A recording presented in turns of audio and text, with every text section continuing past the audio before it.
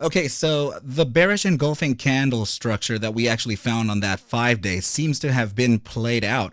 And I may have found the support that would essentially take us to the next leg up. Let's go ahead and validate now. What is up, you guys? Thank you so much for stopping by once again. This is ARCa coming at you with the GTII technicals and raw price action thread of analysis on this Thursday. Before we get started, please make sure to subscribe to the channel, like the video, and share the video with a friend so that you and them could consider joining our trading community in Discord called ARCa Bulls. With that said, let's go ahead and dive right in. Guys, one more thing. The ARC Masters course that I introduced just about 3 or 4 days ago, for the 30 seats available, I think it's down to about 7 seats now, I believe. So go ahead and refer to the links in the description below for you to reserve your seat on the ARC Masters trading course, okay? We're going to go over everything from the beginnings of trading all the way up to advanced topics and mathematical application, okay, you guys? So now let's go ahead and dive right into GTII. So yes, you guys, we were talking about that bearish engulfing structure here on that 5-day iteration. We're looking at a red candle engulfing the previous red candle, green candle, my apologies, and that downside has continued, right? So I may have found, I'm saying may have because it's lining up pretty nicely, right? So I'm not actually favoring the downside all the way down to that 82-cent level to where we can actually test this triangle bottom as a form of support right before a continuation onto the upside, because that would be an incredible break of market structure, and I actually don't think we have the liquidity for it either. So let's just go ahead and continue validating. So when I was looking at the weakness here on the daily momentum, I actually started to notice that we were failing the linear regression that we had going both on volatility and momentum. But in doing so, I started seeing the same ascending channel that we were looking at in the time fractals, right? So that actually this very formation that I was starting to draw, pardon me, before I actually started recording this video, I felt compelled to go and look at the time fractals once again, right? So I came back in, and as you can see, this line right over here, the dotted line, right? You can see it kind of divert against this one here. It starts to expand, right? So it goes really tight and it starts to expand. So you can see the adjustment that I made to the channel itself in comparison to where we had the bottom support down here.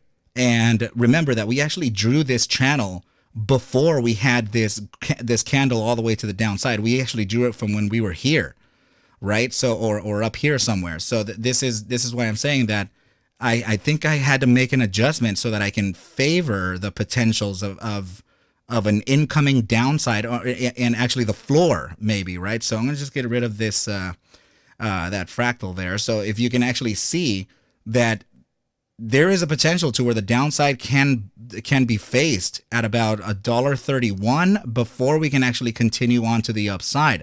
And this touch point here, this contact point from this wick low, lines up right at the beginning.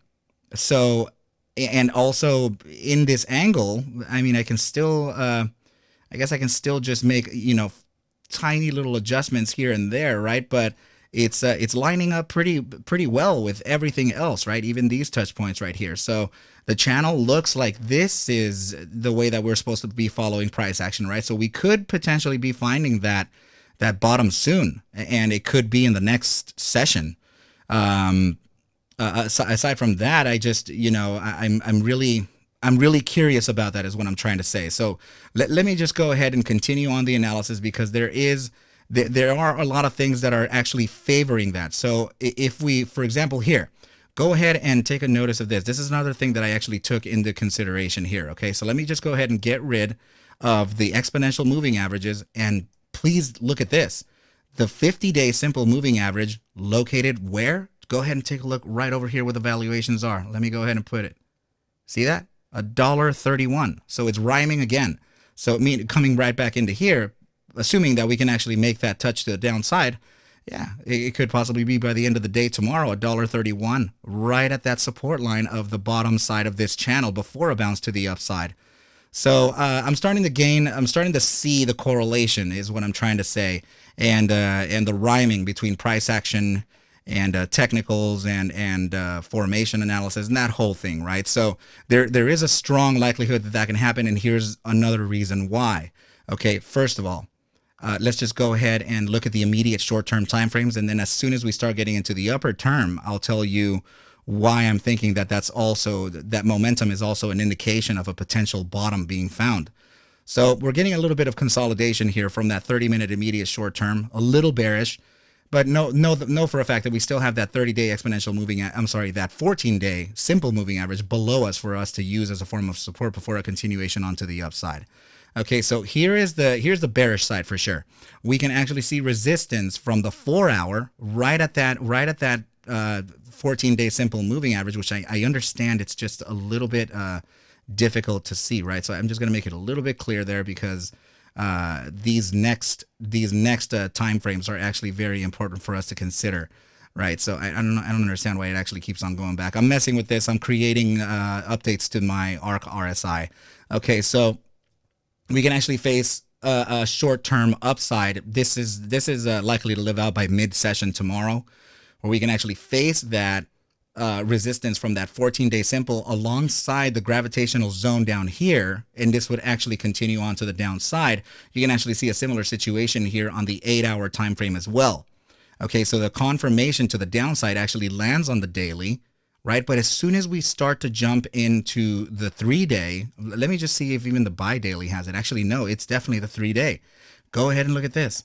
The 3-day is about to find that support from the 14-day simple.